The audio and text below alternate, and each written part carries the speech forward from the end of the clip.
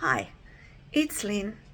I'm holding the camera in my hand today because I want to show you a couple of paintings and chat about something that I had a misunderstanding about. And if I try and use a selfie stick, I get myself in all sorts of trouble, and so it's easier just to do it in my hand. I wanted to add texture to a painting that I'd already started. Sorry, I'm struggling to look in the right place. I had the idea after I was looking at a painting that I'd done. It was hanging on the wall, and there was two paintings that I did over the top of it. Fluid art dipstick painting. I say dipstick painting that I did years ago, and it was a big disaster. So I did this new process that I'm loving, and I did it over the top of these two, and they were hanging on the wall. And I'll just flick the camera, and you can see the texture with the light shining on it. And that was because the paint underneath is so chunky. But when you look overall at this painting, I'm in love with the process anyway. But then you add the texture to it, and it's just really, really lovely. So I've got halfway through 3 paintings, and I did a little short the other night. This is one of them, and I wanted to add texture to that. And then if it works, I'll do the same to the other two. But the other two are a gift, so I don't want to mess them up. Now, didn't know anything about Gesso, Gesso. I know it's used underneath paintings to add texture, and they call it tooth. It's like it's a very matte type of finish, and it gives the paint something really to grip onto. I had the idea, I thought, I wonder if it comes in clear, because then I can put it over the top of this to try to get a bit of a lumpy surface like this one. Anyway, it does come in clear. I found it $15 a bottle. It was delivered, and it arrived, and it was white. And I went, oh, well, it must go on white and dry clear like PVA glue. No.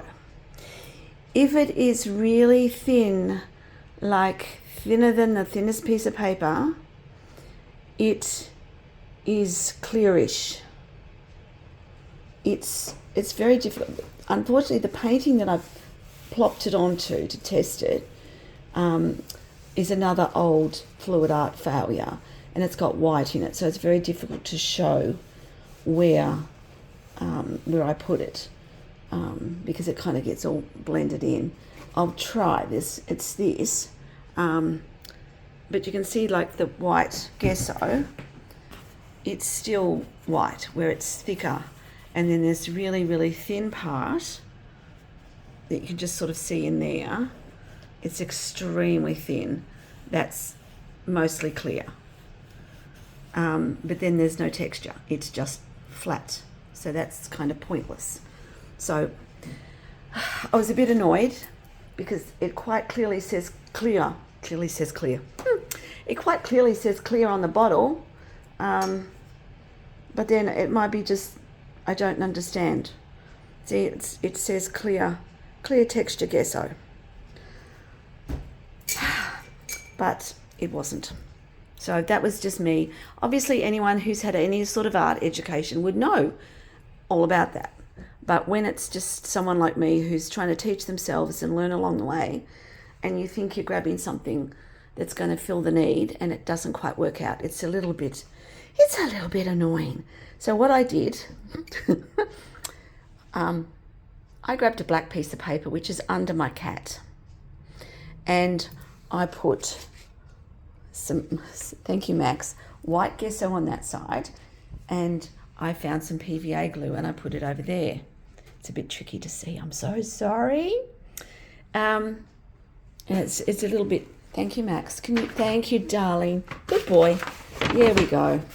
Right, so there's the white gesso, because that's sort of how I kind of, not specifically in lines like that, but you know, that kind of thickness was what I was looking for.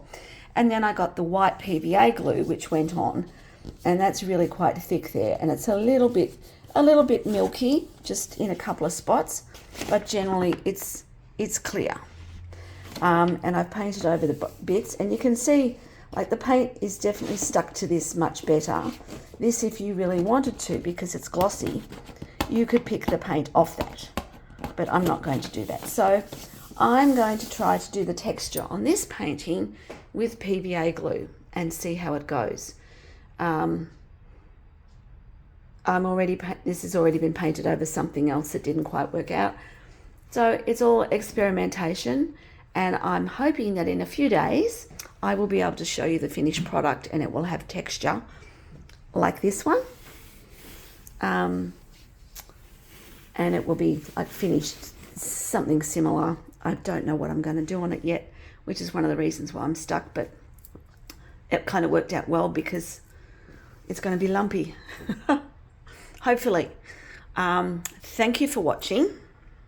If you would like to, I'd love you to hit the like button. If you want to find out what I'm doing and what's not working and what is working, please subscribe. It doesn't cost anything.